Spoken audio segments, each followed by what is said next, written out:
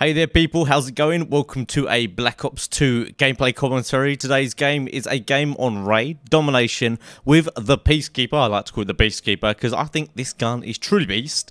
It's just a submachine gun that's great at range. I wasn't using it recently because I was getting gold camo for all different kinds of weapons. But it is my second used weapon behind the PDW, and I think if this gun had come out when the game was released, it would definitely be my most used weapon. Anyway, I really like it. I ended up going 68 for 1, and to be honest, I thought this was going to be the game that was going to be my first 100 plus on Black Ops. I don't think I actually have got 100 plus on Call of Duty. I was going to say I haven't got one on Call of Duty. I got one actually on Black Ops Original, but I was looking for 100 plus on Black Ops 2, trying to think of the ways I can do it, and to be honest, this felt like it was going to be the one. I only take one death, and you'll see it's from something really stupid, and I managed to get all the streaks, all of my high streaks twice, so I thought, you know, this could be it, but things don't quite go my way. I think I'm going to need a couple more key factors to go my way. At the moment, I'm doing quite well, but I think the two things that I need to change is, number one, I need everyone to stay in the lobby from the other team. And number two, I think I need a few more gun kills, relying a little too heavily on the kill streaks to get me to 100. If I can just push a few more kills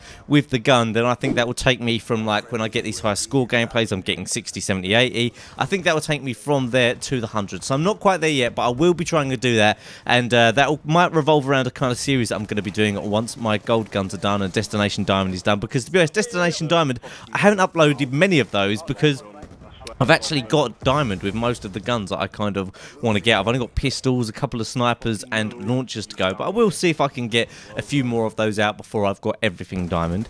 Anyway, in this gameplay, what I really wanted to talk about is the PlayStation 4, what I think about the games that are coming out for it, what I thought about the conference, because in the last video, Black Ops 2 video, I talked about the PS3 and like my memories of the PS3. So let's actually go over what I think about the PS4. Will I be getting one, and what games will I be getting if I am getting one? Now, for those of you who don't know, the conference was earlier in the week where they revealed everything. I'm sure you know all the details of stuff that's going to go on. So I'm not going to talk about so much about details of things. I'm just going to talk about what I think of what was shown. They didn't obviously show the console, which I could not care less about. I don't see why everyone cares so much about what the console looks like, especially considering you're probably not going to be putting your discs into the console very often. For me, as long as it's not some like big, massive, weird pink, like really offensive looking thing, I'm sure it's just going to be a nice, neat, modern box, either black or a dark grey or something. I'm sure it'll look great. Don't worry about what it looks like, guys.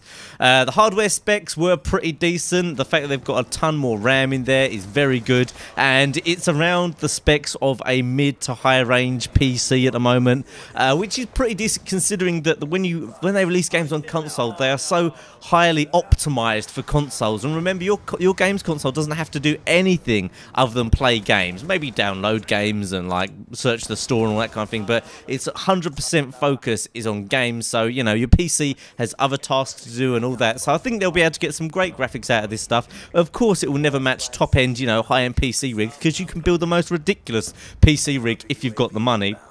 But anyway, the hardware seems pretty good. I like what they said. It could have been a little bit more impressive, but not bad at all. The controller looks a bit weird, but I think it should be all right. I mean, it looks okay. It's got the standard sticks. Some people prefer to have the sticks slightly slanted, like on Xbox, and I've been playing Xbox a long time now. Look, that's my one death in this game. A stupid collateral from some guy lying down in his own spawn when they have no flags. That is not how you play domination. That's just how you annoy people. Anyway, the controller looks alright. I'm used to the PS3 controller. The only thing I don't like about the PS3 controller now, after I've been using Xbox so long, is how loose the analog sticks are. Like, they don't have much resistance on them at all. Like, you push the analog stick and you only need a tiny bit of effort to push it, whereas the Xbox ones have got a bit more resistance, and I'm a bit more used to that now. So I'm sure it'll just take a little while, you know, a few hours of playing a certain game before you even forget about that kind of thing. But it looks alright, kind of smart, although at first I thought it looked a little bit stupid. They talked about all kinds of weird features. Obviously, the weirdest feature is the one where people can actually take over your controller and play your game for you. I think that is a little bit strange. I don't see why you'd really want people to do that, because doesn't that really take away the challenge of a computer game if you're just going to get someone else to beat a boss for you? Like, a lot of people are quite, you know, people who are really into games are quite proud of the fact that they beat this game on this difficulty and they beat this boss, although it's difficult. But now everything's just going to be a big fat lie. You know, you're not going to know if anyone has actually got all the achievements they have got. I don't know if they're going to be able to do it for games like Call of Duty Online. Imagine that. Like, you let other people get gameplays for you. That's going to open a whole new can of worms if that doesn't. But I can't see that being the case. I can't imagine with the delay of the controls going from one person to another. I can't imagine it would work for online gameplay, but maybe it will, who knows. I just don't really like that feature. I don't see the point in it. They've got a share button on the controller.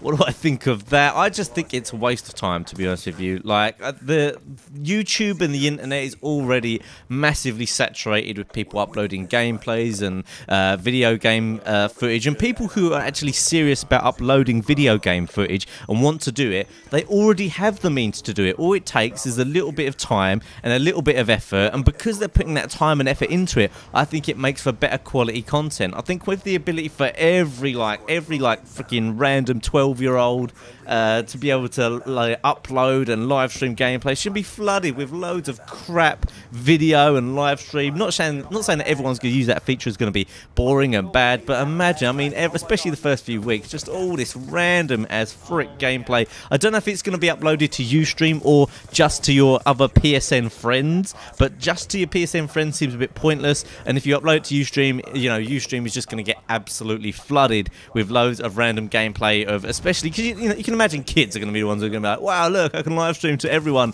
and no one's watching.